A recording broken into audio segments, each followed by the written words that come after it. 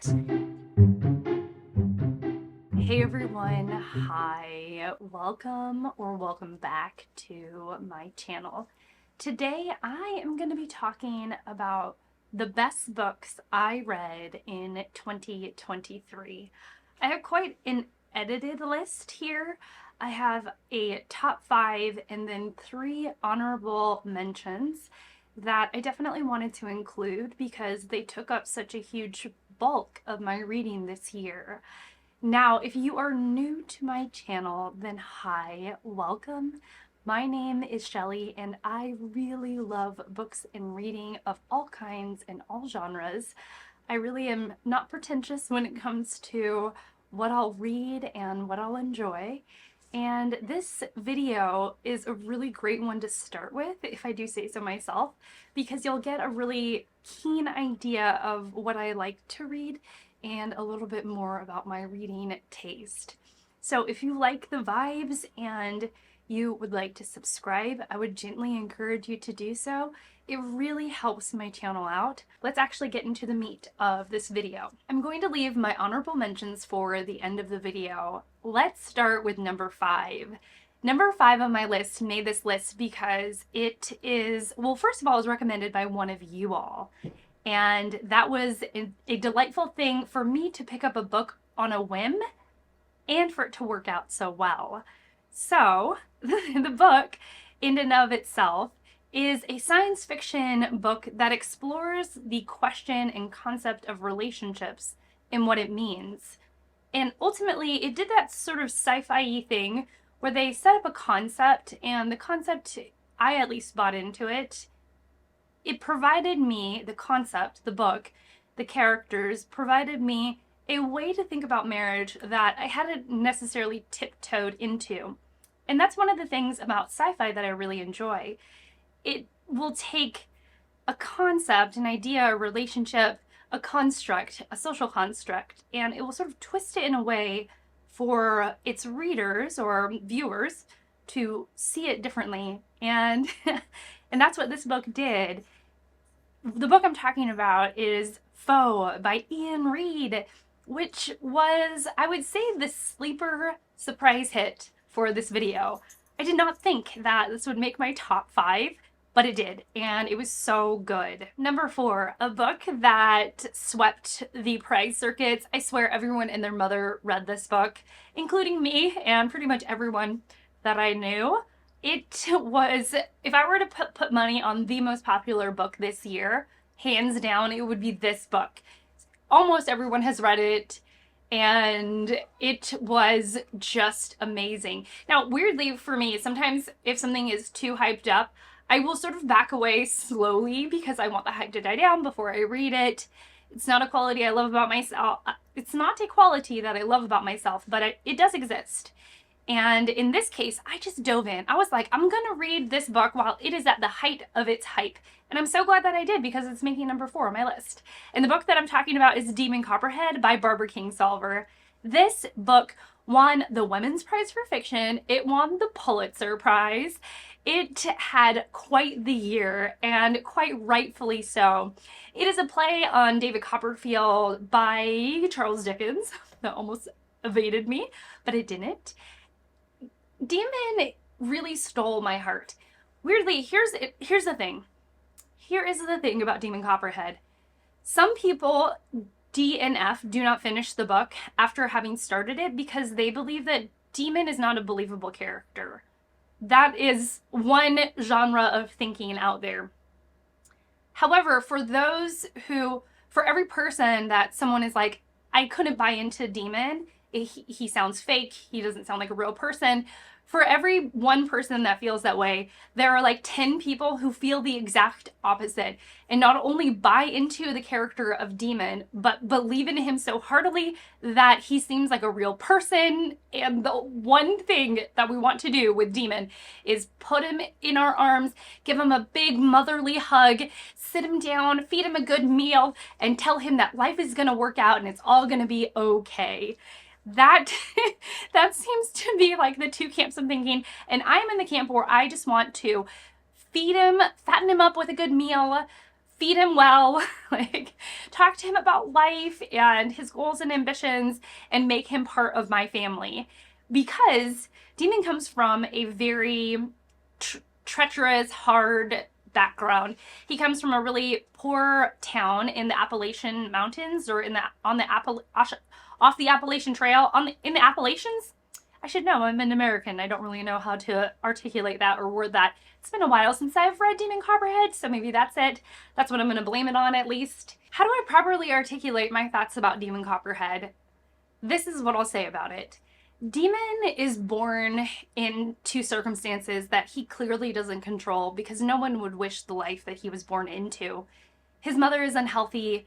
His father is unhealthy. He's born into a town, becomes the member of a town in which they are truly addled and affected by the opioid crisis that has been a growing concern in the US. And he's very poor.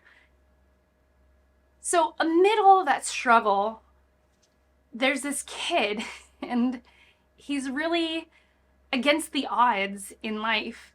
And we follow him. As I've expressed just a few seconds ago, my love for Demon, I couldn't help but root for him as he is approaching the ups and downs of life and riding this wild, insane, crazy journey that is life.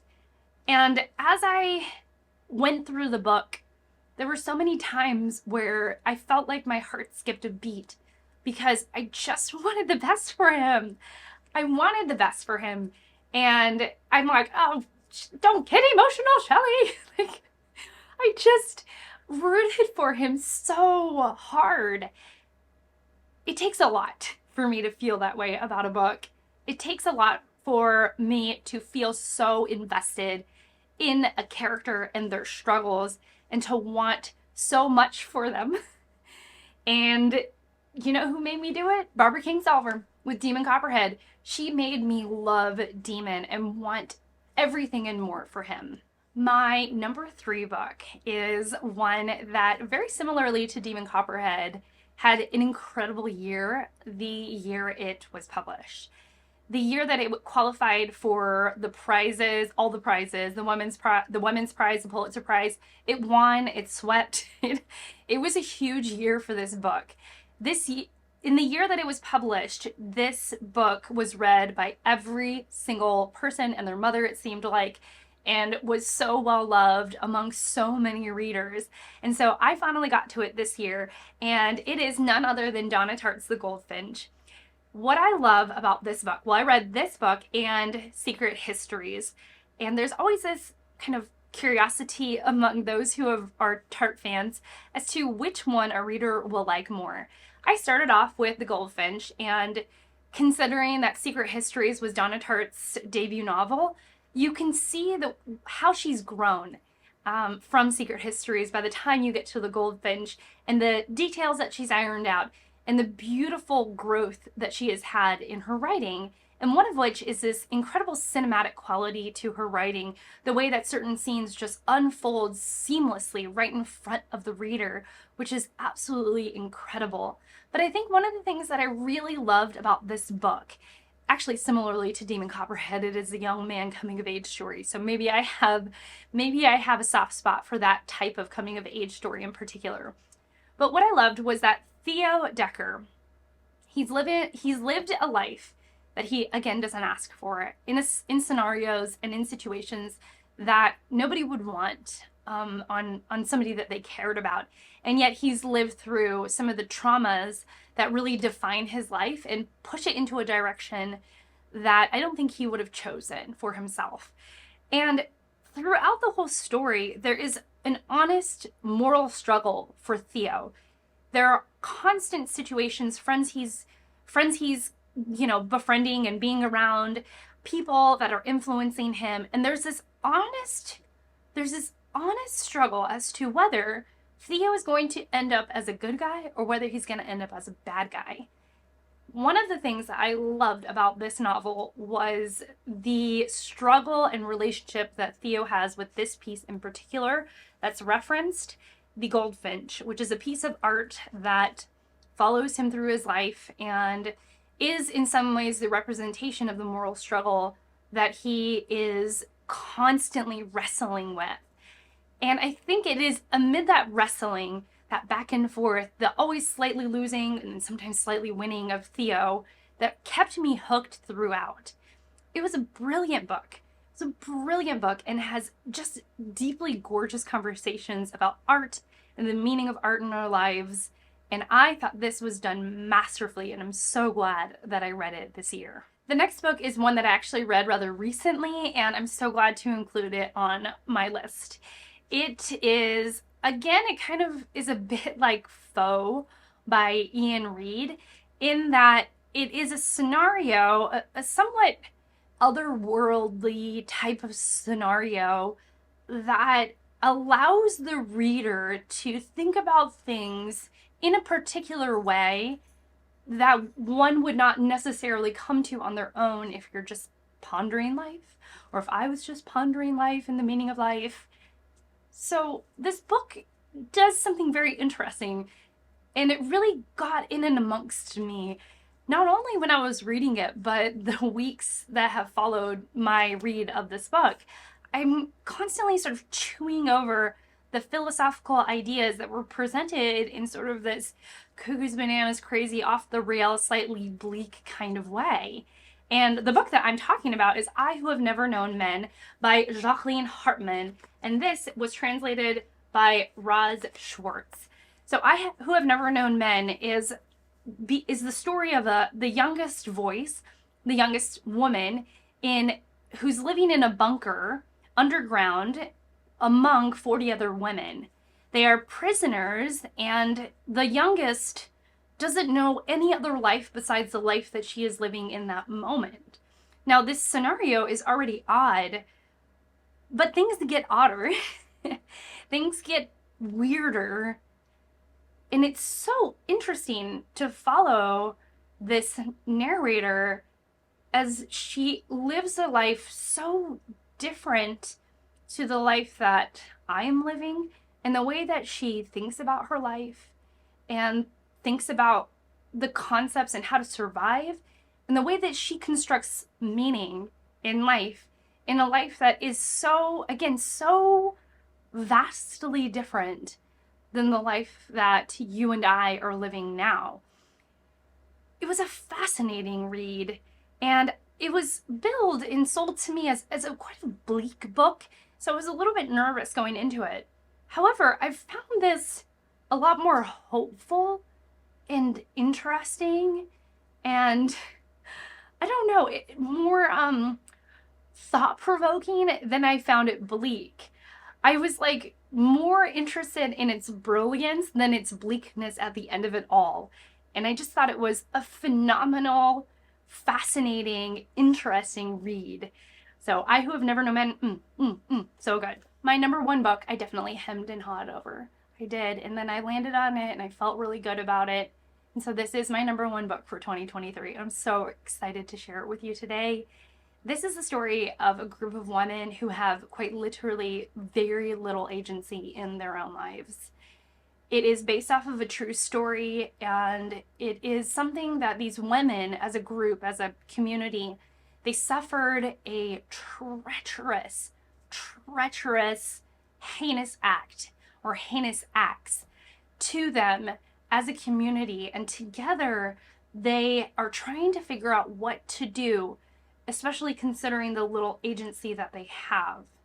I've thought about this book so many times because it is the amalgamation of both beliefs and the way our beliefs shape our lives and our choices, and that of compassion, but also compassion not just for those who have done you harm, but the compassion for the self.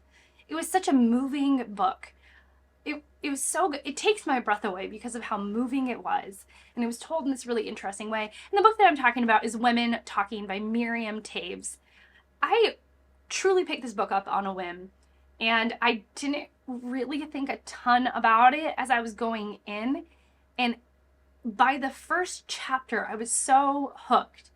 I was so hooked, and I so cared about these women, and that they were assaulted, and that they lived through this assault, and that at the end of the day they're trying to figure out what they can do, not just for themselves but for their children, and what would be best for them. And I don't mean to get emotional, but when I think about these women and the atrociousness that they've suffered, but also trying to balance that with not like corroding their inner selves, not corroding their hearts with choices that they're trying to make, because ultimately they want to be able to live their lives in a way that they can keep their faith intact, they can keep their beliefs intact, that is aligned with their beliefs, and the really hard decisions that one has to make when you have so little agency was just so powerful. And it was presented so powerfully in the book that when I think about them, I think about them as like heroes, knowing that they were real women that lived through these experiences, and that Miriam Taves is here to turn it into a story that is just so thought-provoking and so incredible. I really did not expect to get emotional, but I just thought it was such a great book. It was such a great book. And I think about these women, both as a collective and individuals, as like people who are real, and that they really thought about the weight of their decisions in whatever decision that they were going to make, and these ongoing conversations about what to do. And it touched me in a way that, again, I'm having a hard time articulating, and I don't want to turn this into a 25-minute video about how much I loved women talking, but it really just touched me in a way that was unexpected, that really made me think about the compassion and my own compassion in my lives and the beliefs that I have in my own life, and ultimately at the end of it all, the gratitude that I have for the agency that I have been given. And I'm just so grateful for that. So anyways, that was my number one book for the year. I'm gonna get myself together. I've gotten myself together. I'm ready to move on to my honorable mentions. I'm not gonna cry. We're good. We're good over here. Okay, so my honorable mentions are these. There are 3 series that I want to continue in 2023. The first one is one in which it's like each individual installment stands alone as a very great read. I've read 2 books in this series. I just love them. I thought, wow, what a fantastic author, and my goodness, she is just great. There's sort of a wittiness, a quirkiness, I would say, to her writing that really jives with me. Quirky is definitely the right word. Her characters are a bit quirky. Her characters are a bit unlikable. They're all a little odd, but in the best way. And I wondered if this author wrote a fairy tale book, I bet it would be phenomenal, because in some ways it's almost like her characters are a bit fairy tale-esque. I never really put that together until this moment, but they're a bit, there's like an oddness to her writing that lends itself to maybe sort of an otherworldly feeling, even though it's definitely set in our world today. Otherworldliness doesn't happen, but it has sort of a fantasticalness to her writing. And the person I'm talking about is Case Histories by Kate Atkinson. This is her first in the Jackson Brodie series. One Good Turn, I believe, is the second book in the series. I've read both of them. They're fantastic. I actually didn't even like Jackson Brodie when I first read the book, but I still walked away really loving the book, surprisingly, because usually I really have to connect with the characters for me to quite enjoy the book. And in the second book, One Good Turn, I believe it's called, Jackson Brodie, I end up feeling a bit more compassionate towards him, and I end up really enjoying his character a bit more. But really, it's sort of the audit. I don't know, like her mysteries. It's just like every paragraph, on a sentence level, on a paragraph level, on a chapter level. I think at the heart of it, she's a great short story writer. And so those individual things, the sentence, the chapters, the paragraphs, the sentences, the paragraphs, the chapters rather, they all come together as a collection of really good stories, but also present a fantastic mystery at the heart of it all. I just really enjoyed this series so far, and I definitely want to continue reading it in 2023. The next honorable mention is that it is my most read series this year. I've read 5 books from this series, and it is almost the opposite of Kate Atkinson because I love the characters in this series.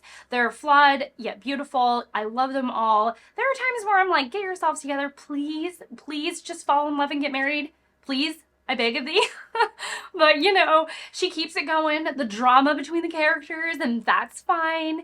And it's really all about the relationships, the intricate, interesting relationships each character has with one another. And they're not just lovelorn relationships.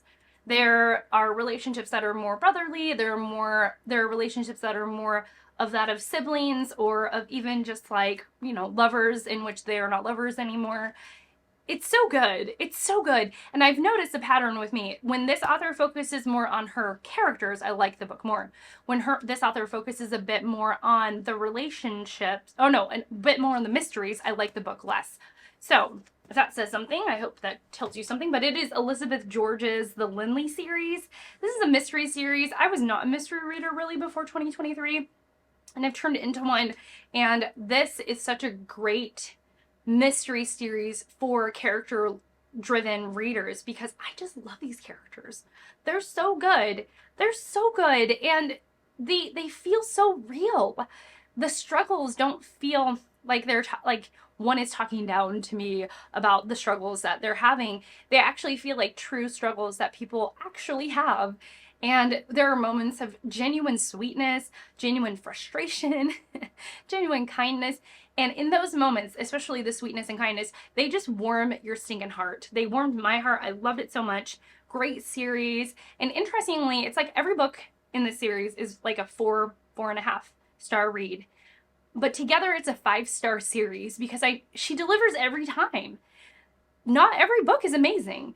But together, I think about it, and I'm like, you think about the character development as a whole for each of the characters, and they all kind of go in this very not cyclical, but each character is on their own journey, and you can track that journey from day one. And I think that's a feat, because she's able to keep it consistent. Again, 5 books in, she's able to keep it consistent. And even 5 or 6 books later, it's like you can still see the threads of the things they struggle with, the things that they feel embarrassed by, the things that they love, the things that they've grown in, and there's just something just so stinking charming and wonderful about this series. I love it so much. This last series I read, I started it really on a whim. It is probably my most recent read this year on this list. I definitely started it after I read I Who Have Never Known Men, and the series was a surprise on so many different levels. So many different levels. And I think what I love about it most are both the characters and the humor. There's something both about the character designs, the character struggles, the characters, and the humor, like the actual laughable humor in it all, and the heartwarmingness that I'm feeling towards this series already. And it is One Piece by Oda.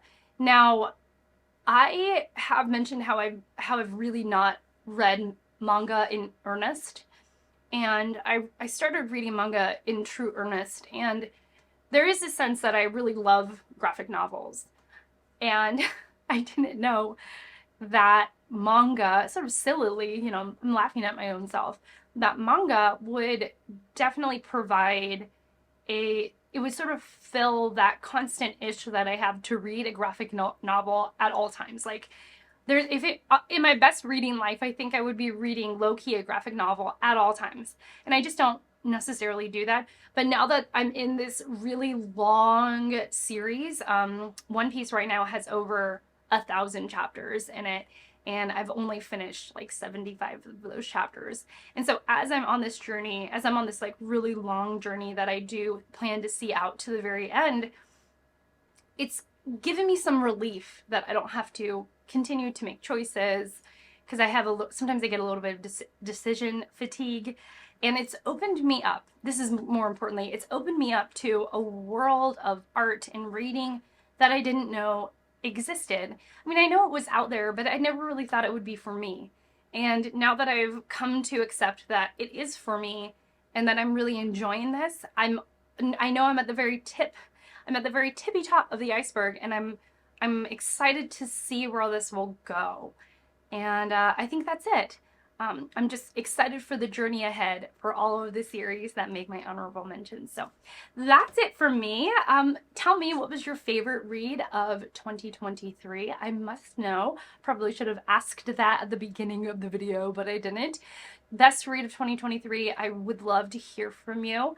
Yeah, that's it for me. Thank you so much for being here. We had some ups, we had some downs, some tears, some laughs. Wow, this video had everything. So thank you so much for watching. Thank you so much for being here. I'm ever so grateful for the time you spend with me. And I will see you all in my next one. Bye!